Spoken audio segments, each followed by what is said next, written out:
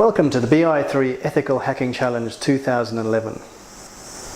Today we're going to take a look at a brief history of how the course came to be.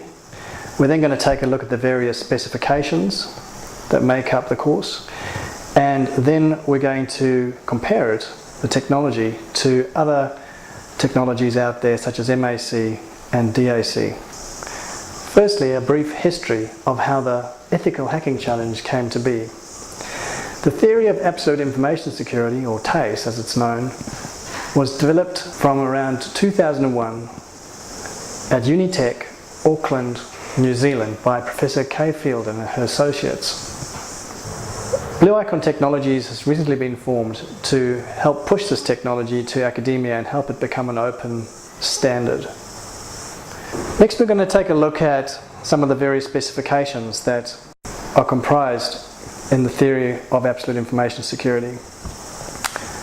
TACE itself, which is the theory, is equivalent to or analogous to aeronautics in the sense that it's just a theory of security, in the same way that aeronautics is really just a theory of flight. You can't really get from A to B using aeronautics. You actually need an aeroplane. But you can't generate an aeroplane from aeronautics either. What you need is a specification for an aeroplane. So there's actually three stages. There's the theory of flight, then there's the specification for the design of an aeroplane. This could be a cargo vessel or could be a high-speed vessel. And finally you actually have the actual aeroplane that people can fly. And TACE is no different to this in the sense that the theory needs to be constructed into an actual specification. The specification, or just one of the specifications that have come from that, is the BI3. And the BI3 is compliant with TACE, but also tries to do a number of other things that aren't part of this course. It tries to do a lot of economic-based functions for the internet. But BI3 is an abstract design that's based on the theory, and from that software can be encoded that complies with the design. The software is called Blue Brick. There's any number of software implementations can be made from the BI3, and any number of designs can be made from TACE itself.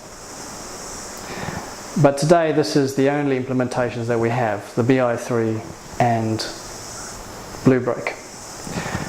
In the course we're going to take a look at all of these, and we're also going to take a look at some deployments using a virtual framework, and the teams will be able to hack each other's builds and attempt to penetrate test them. Now we're going to take a look at how the theory of absolute information security compares to other systems today.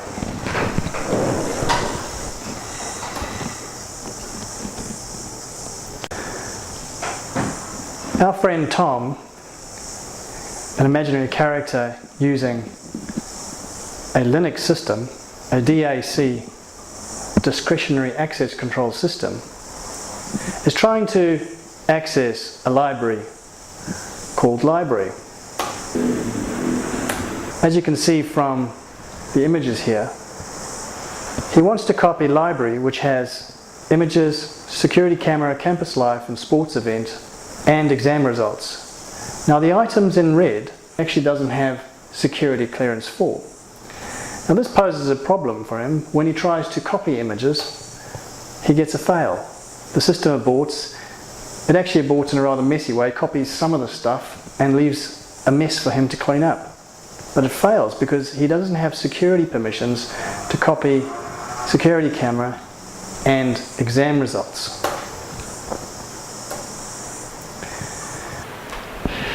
Now Max, our other imaginary friend, is using TACE. And TACE avoids all of these problems.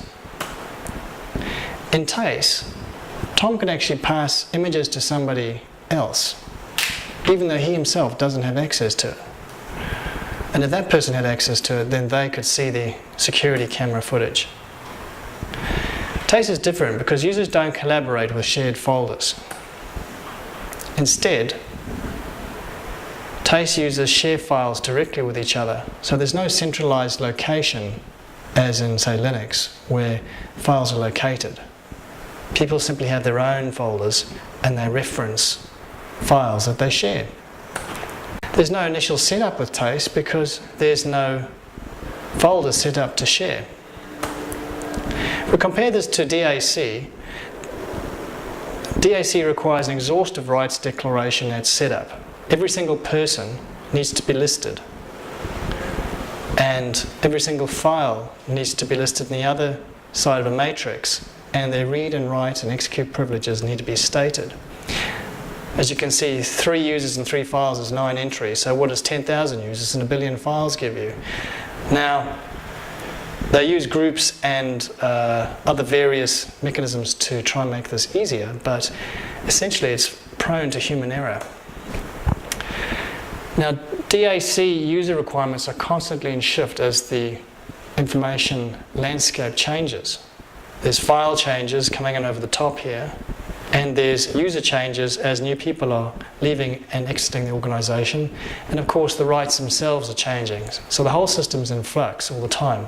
Any single file that's misconfigured is a point of attack. Now we're going to see what these attacks look like, and here's a DAC security breach in action. John can see the exam results because of a configuration error. He's accidentally been given these rights, and he copies his file and he passes it to Mike. Straightforward. In fact, the worst part about that is that it may never be detected that that file was breached.